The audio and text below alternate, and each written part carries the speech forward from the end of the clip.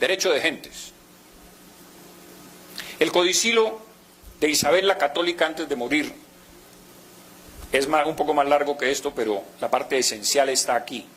Suplico al rey mi señor, muy afectuosamente, y encargo y mando a la princesa hija y al príncipe su marido, está hablando de Juana la Loca y de Felipe el Hermoso, que no consientan ni den lugar a que los indios, vecinos y moradores de las dichas Indias, reciban agravio alguno en sus personas y bienes, sino que manden que sean bien y justamente tratados. Es aquí donde nacen los derechos humanos hispánicos que nos alzan por encima de todas las naciones. No crean que esto es de las Naciones Unidas. Esto nació con Isabel la Católica y con las leyes de Indias. El respeto, por lo menos formal, no quiere decir que no hubiera abusos. Por supuesto que los había, pero abusos individuales. Esto no era política de la corona española.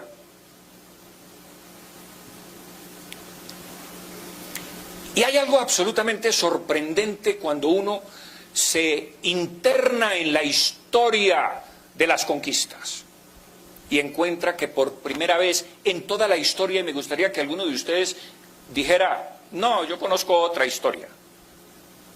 Hubo otro país que hizo esto.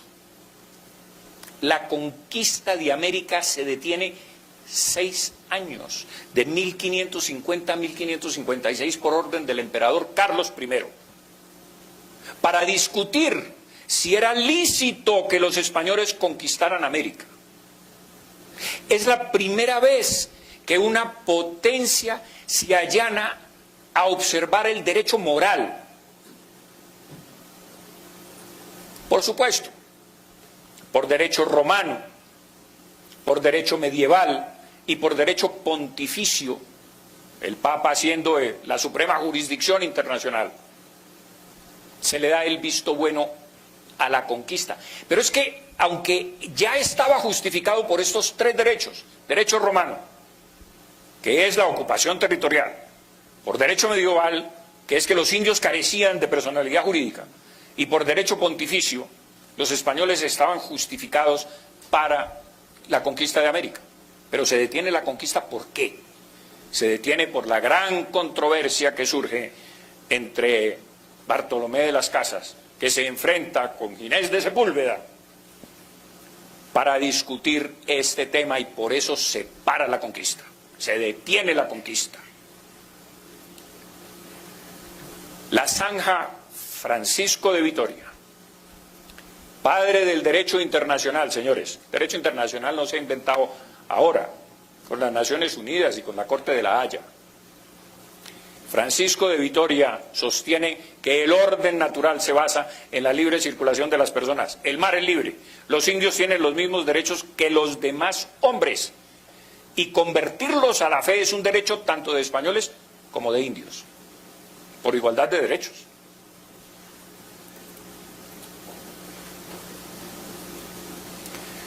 Nunca antes un pueblo se había preguntado dónde acababan los derechos propios y dónde empezaban los derechos de los demás.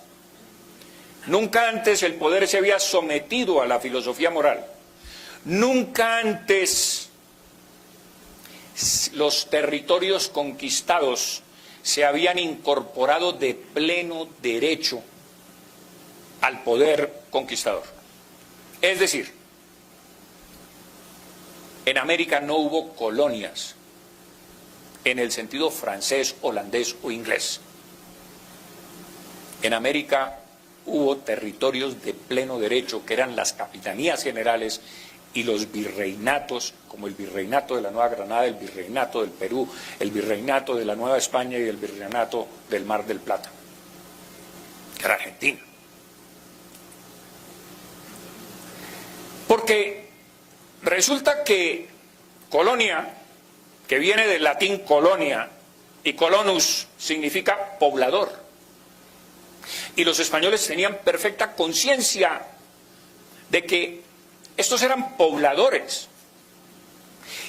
Y si alguna vez se le llamó colonia a estos territorios, se les llamó en las Cortes de Cádiz en 1812 con alguien que quiso denostar de la conquista española de América. Y por primera vez se le llamó colonias. Entre otras cosas, les quiero comentar a ustedes que en Cuba, en Honduras, en Guatemala y en México, colonias se le llama a los barrios. Ustedes van a La Habana, resulta que el barrio Miramar no se llama barrio Miramar, se dice colonia Miramar. Y en España, en muchas ciudades, a los barrios se les llama colonias.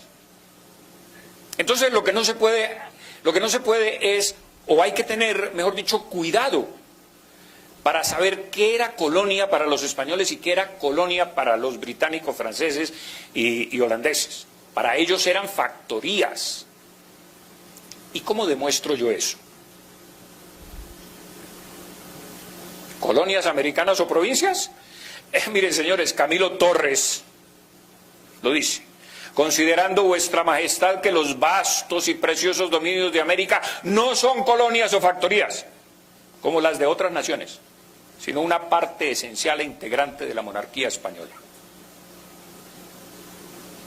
Tan españoles somos, dice él en su memorial de agravios, como los descendientes de don Pelayo, y tan acreedores por esta razón a las distinciones, privilegios y prerrogativas del resto de la nación española, como los que salidos de las montañas expelieron a los moros. Claro, salieron de las montañas. ¿De cuáles montañas? De Asturias. Porque cuando la gente que ha estado en España un buen tiempo se da cuenta que los asturianos dicen: España es Asturias y lo demás es conquista. Porque de ahí salieron, de las montañas, para expulsar a los moros.